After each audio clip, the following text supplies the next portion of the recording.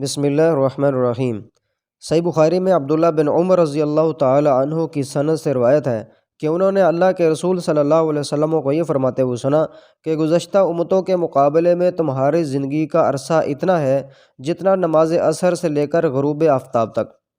اہل تورات کو تورات دی گئی، انہوں نے اس پر عمل کیا یہاں تک کہ عین دوپہر کے وقت وہ عاجز آ گئے، ان کو ایک قرات دیا گیا۔ پھر اہل انجیل کو انجیل دی گئی، انہوں نے نماز عصر تک اس پر عمل کیا، پھر عاجز آ گئے، انہیں بھی ایک ایک قرات عطا کیا گیا۔ پھر ہمیں قرآن عطا ہوا تو ہم نے غروب آفتاب تک اس پر عمل کیا، ہمیں 2 قرات ملے۔ اہل کتاب کہیں گے اے ہمارے رب، ان کو تو نے 2 قرات دیے مگر ہمیں ایک ایک، حالانکہ ہم نے ان سے بڑھ کر عمل کیا ہے۔ تو اللہ رب العالمین کہے گا کہ کیا میں نے تمہاری اجرت میں تم پر کوئی ظلم کیا؟ وہ کہیں گے نہیں۔ اللہ فرمائے گا یہ تو میرا فضل ہے، میں جسے چاہتا ہوں عنایت کرتا ہوں۔ اور اسی طریقے سے امام بخاری رحمہ اللہ نے اپنی کتاب صحیح البخاری میں ابو موسیٰ عشری رضی اللہ تعالی عنہ سے یہ بھی روایت کیا ہے کہ نبی اکرم صلی اللہ علیہ وسلم نے فرمایا، مسلمانوں اور یہود و نصارہ کی مثال اس آدمی جیسی ہے جس نے کچھ لوگوں کو اجرت پر اس لیے رکھا کہ وہ رات تک اس کا کام کریں گے۔ انہوں نے نصف النہار یعنی دوپہر تک آدھے دن تک کام کیا، پھر کہنے لگے ہمیں تمہاری اجرت کی کوئی ضرورت نہیں ہے۔ اس آدمی نے کچھ اور لوگ اجرت پر رکھ لیے اور ان سے کہا کہ دن کے بقیہ حصہ تک کام کرو، جو مزدوری مقرر ہوئی ہے وہ آپ کو مل جائے گی۔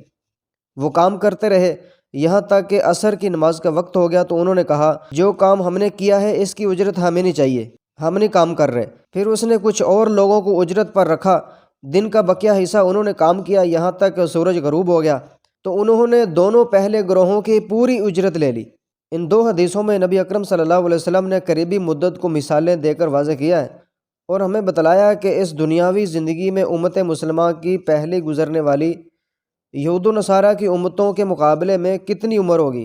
مسلمانوں کی مدت زمانی وہ وقفہ ہے جو نماز عصر سے لے کر غروب آفتاب تک کا ہے، یہودیوں کی مدت کا وہ وقفہ ہے جو فجر سے لے کر نماز ظہر تک کا ہے، اور نصارہ کی زمانی مدت وہ وقفہ ہے جو نماز ظہر سے نماز عصر تک پھیلا ہوا ہے۔ یعنی مسلمانوں اور عیسائیوں کی مدت مل کر یہودیوں کی مدت کے برابر ہوتی ہے، کیونکہ یہودیوں نے آدھے دن تک کام کیا اور مسلمانوں اور عیسائیوں نے دن کے باقی نصف حصے میں کام کیا۔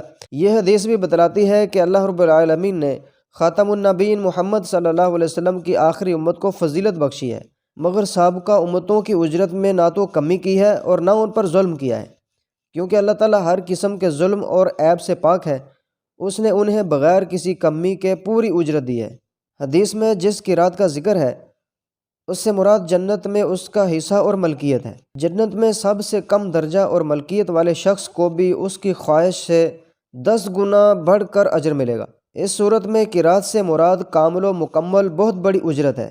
اہل کتاب کو غصہ اس لیے نہیں آیا کہ ان کی حق تلفی ہوئی ہے یا ان کو اجرت کم ملی، بلکہ اس کا سبب وہ حسد تھا جو امت مسلمہ کی فضیلت کی وجہ سے ان کے دل میں موجود تھا۔ چنانچہ وہ کہیں گے اے ہمارے رب، تو نے ان کو ہم پر فضیلت کیوں دی، ان کو 2 گنا اجر کیوں دیا، ان پر اتنی زیادہ عنایات کیوں کی، حالانکہ ہم نے ان سے بڑھ کر عمل کیے۔ تو اس جملے کے 2 معنی ہو سکتے ہیں۔ نمبر 1، ہم نے دنیاوی زندگی میں لمبا عرصہ اور لمبی عمر پائی تو نتیجتاً ہم نے اعمال بھی زیادہ کیے۔ نمبر 2، کثرت عمل سے یہ بھی لازم آتا ہے کہ ہم ان سے بڑھ کر فرما بردار تھے۔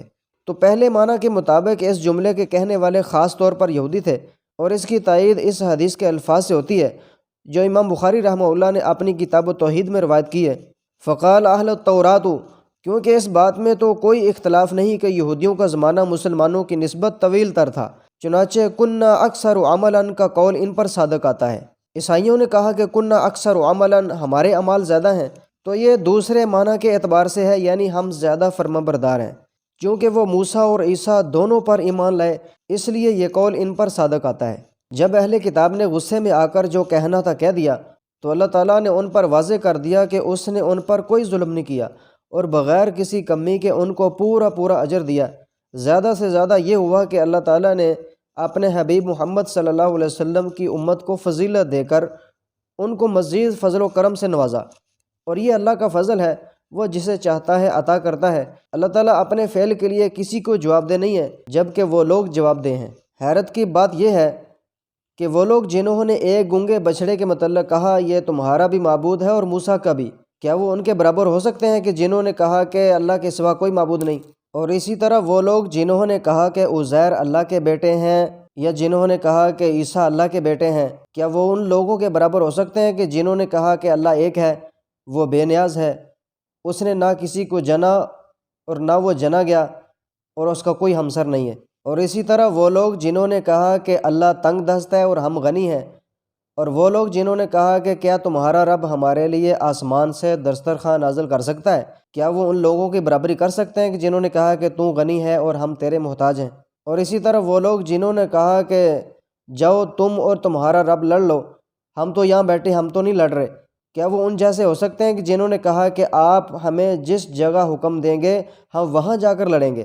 کیا یہ لوگ آپس میں برابر ہو سکتے ہیں؟ یہ ان لوگوں کے برابر ہو ہی نہیں سکتے کہ جنہوں نے اللہ کی اطاعت کی ہو، اللہ کا حکم مانا ہو اور اللہ کے حکم کے مطابق چلے ہوں، یہ ان لوگوں کے برابر ہو ہی نہیں سکتے۔